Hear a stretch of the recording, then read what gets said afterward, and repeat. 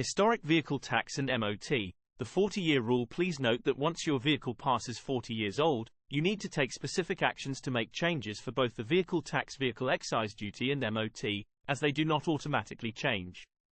If you do nothing, you will continue to need to pay VED and obtain a MoT certificate, irrespective of the vehicle's age. Also, note that there is no direct connection between the criteria for registration in the historic tax class, and hence exemption from VED, and the criteria to be considered a vehicle of historic interest VHI and thus qualify for MoT exemption.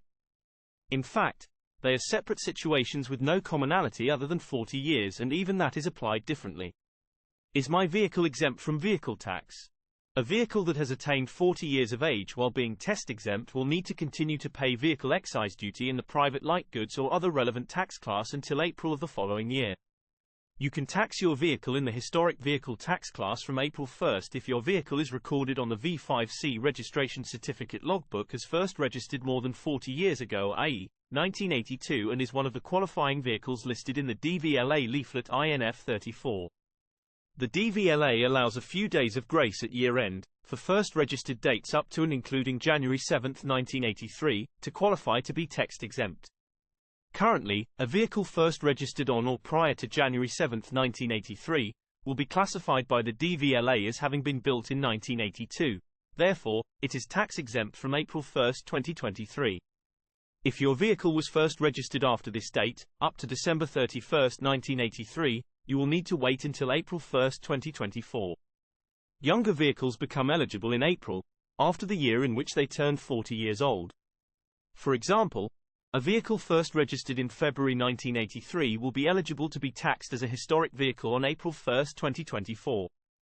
DVLA leaflet INF 34 gives further information. How do I apply for a vehicle tax exemption? Apply at a post office that deals with vehicle tax.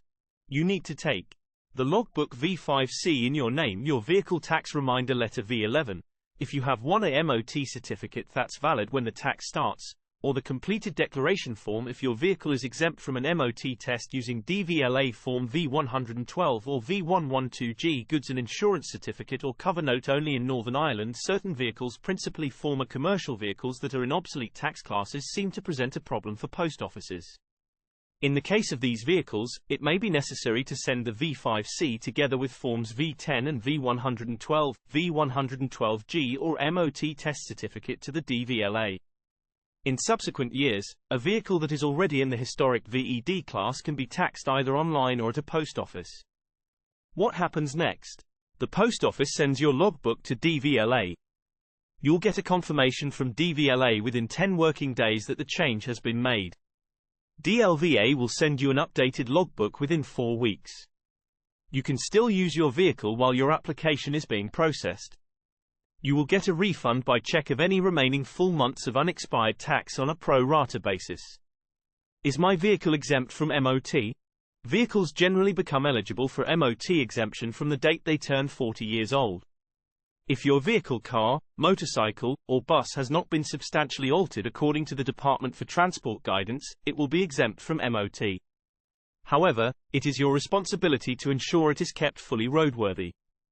How do I exempt my vehicle from MoT?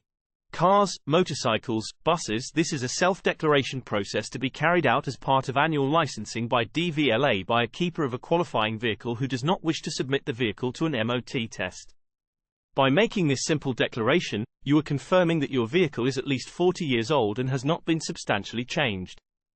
If your previous MoT has expired, you only need to declare your vehicle as MoT exempt at the point of taxation in one of the following 2 ways. Visit your post office with a completed V112 or V112G for goods vehicles form. Or tax your vehicle online. www.gov.uk/vehicle-tax. All post-1960s vehicles will show an extra tick box for you to check to exempt your vehicle, whereas pre-1960s vehicles will not. MoT test exemption. What is a substantial change? The Department for Transport (DFT) has published a set of guidelines to assist owners in deciding whether any more recent changes to their vehicle would be considered substantial.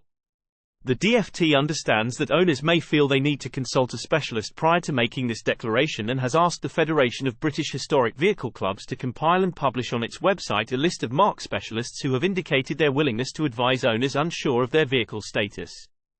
And it is continuously added to as more specialists come forward. Before approaching a marque specialist, you should study the DFT guidelines carefully and make your own judgment concerning your vehicle, if you can. An expert or an organization nominating an expert is entitled to reimbursement of any costs incurred in reaching or providing the opinion and may make a reasonable charge for the service provided, which may be different depending upon whether the keeper making the request is or is not a member.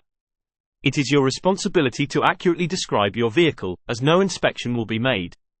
Their advice is provided solely in relation to the declaration you will make regarding a vehicle of historical interest (VHI). If there is no specialist listed here for your type of vehicle, you may contact the FBHVC Secretary at secretary@fbhvc.co.uk, who will advise you. Note: a vehicle that has just attained 40 years of age, while being test exempt, will need to continue to pay vehicle excise duty in the private light goods or other relevant tax class until April of the following year. This vehicle may have a SORN declared towards the end of March, which would trigger a refund in order to then be relicensed in early April in the historic class at a post office as outlined above.